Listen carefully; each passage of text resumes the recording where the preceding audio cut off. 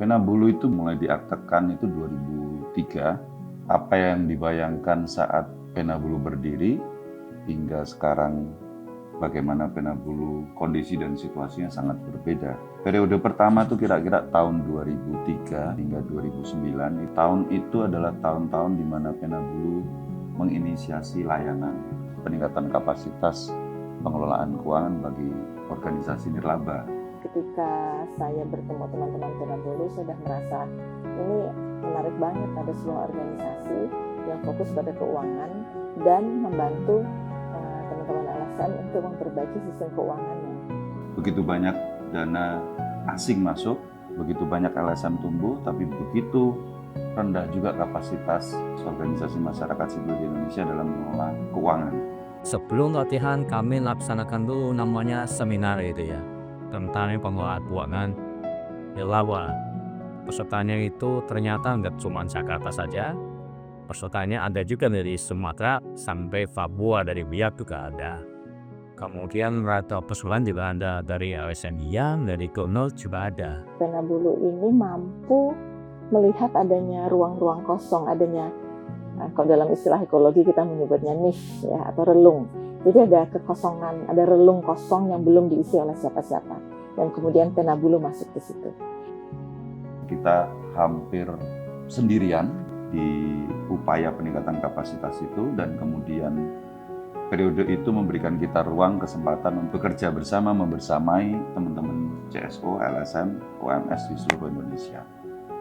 Kemudian periode kedua dimulai di tahun 2010 kira-kira sampai 2014, di mana ketika kita begitu banyak mendampingi teman-teman LSM, kita menemukan bahwa aspek atau fungsi kapasitas yang dibutuhkan, yang kemudian harus ditingkatkan, itu ternyata tidak hanya pengelolaan keuangan.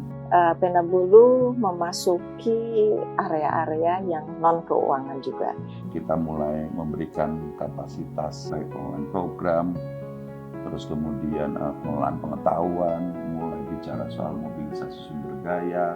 Pena Bulu mulai mengembangkan yang disebut dengan unit layanan, Pena Bulu Alliance. Waktu itu ada Learn, ada teman web, ada interface, ada upacara, sintesis, ada Fulcra, ada juga pita merah. Waktu itu adalah sebuah kumpulan pengalaman yang ada di setiap insan, yang kita ingin mencoba membangun memorinya secara kolektif di organisasi. Dan pada saat yang sama di periode itu kita mulai terlibat dan kemudian bersentuhan dengan isu-isu masyarakat sipil, ruang gerak masyarakat sipil, dan seterusnya. Lalu tibalah periode yang jujur tidak by design bagi Pena Bulu. Di tahun-tahun 2015 hingga kira-kira 2020 lah ya, sebelum pandemi itu, kita mulai memilih peran sebagai Civil Society Resource Organization, titik simpul sumber daya bagi CSO atau OMS di Indonesia. Pena Bulu mengembangkan beberapa platform untuk Civil Society Resource Organization.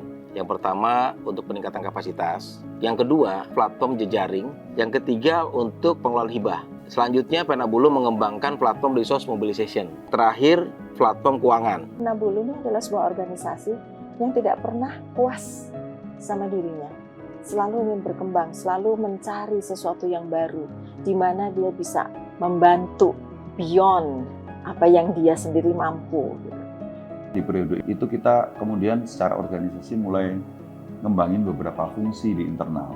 Kita punya 3 fungsi pertama kali, yaitu fungsi pengelolaan hibah, kemudian fungsi jejaring implementasi, yang ketiga adalah institut riset.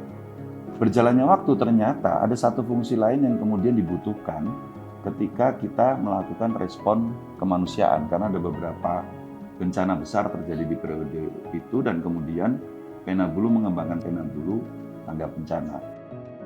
Habis itu pandemi COVID-19, dan di saat itulah kerentanan semua masyarakat sipil terlihat. Tapi pada periode itu juga, itu anomali terjadi di Pena Bulu. Mungkin kawan-kawan LSM, OMS yang lain mengalami betul-betul tekanan. Pada saat yang sama, malah Pena Bulu kemudian mendapatkan banyak kesempatan.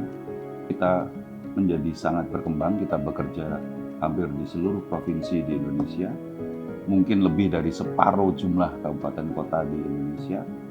Pendanaan yang kita kelola naik 15 kali lipat. Semuanya menjadi tantangan baru buat kita di saat transformasi digital harus diadopsi. Di periode tersebut sebenarnya kita juga kemudian bersimpang jalan dengan proses penjajakan Oxfam Indonesia. Pada akhir November 2023 kita mendapatkan status prospektif afiliat dari Oxfam Internasional.